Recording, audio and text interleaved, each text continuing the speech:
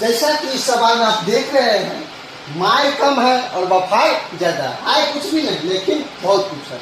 इस सवाल को सॉल्व करना है। सबसे पहले क्या करना है, पी क्यू और एस एस टी समांतर एक आर से गुजरती कोई रेखा खींचना है। तो खींच लीजिए। क्या अब क्या करना है, क्योंकि ये पी क्यू के समांतर क्या है, एम और एम कोई रेखा है। क्या है, पी क्यू समांतर एम और एम कोई रेखा है। ठीक है, पी क्यू समांतर एम और एम कोई रेखा है। ठीक है, अब क्या करना है, आप जानते हैं कि पी क्यू एम एम के समांतर है, तो समांतर रेखा के एक ही और के अंतर कोणों के योग 180 डिग्री। मतलब इस कोण और इस कोण का मान कितना हो जाएगा, 180 डिग्री। इस कोण और इस कोण का मान अगर 180 डिग्री होगा, ये 110 डिग्री है, तो ये कितना हो जाएगा, 70 डिग्री। कितना हो जाएगा, 70 डिग्री। कितना हो जाएगा, 70 डिग्री।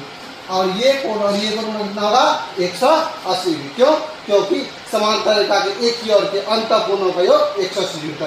और ये समांतर रेखा जिसकी एक ही और के अंतर कोण कितना हो जाएगा, 180 डिग्री। तो ये कितना हो जाएगा, ये 180 डिग्री हो जाएगा, कितना हो जाएगा, 50 डिग्री। अब बताइए एक्स मान क्या होगा, कितना हो जाएगा, 70 degree plus x plus 50 degree बराबर 180 डिग्री।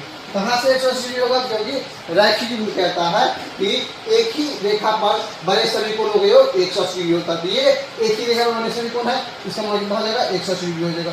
तो एक में कितना हो जाएगा, 180 डिग्री माइनस 120 डिग्री बराबर कितना हो जाएगा, 60 डिग्री। कितना हो जाएगा, 60 डिग्री। 60 डिग्री आपका आंसर हो गया।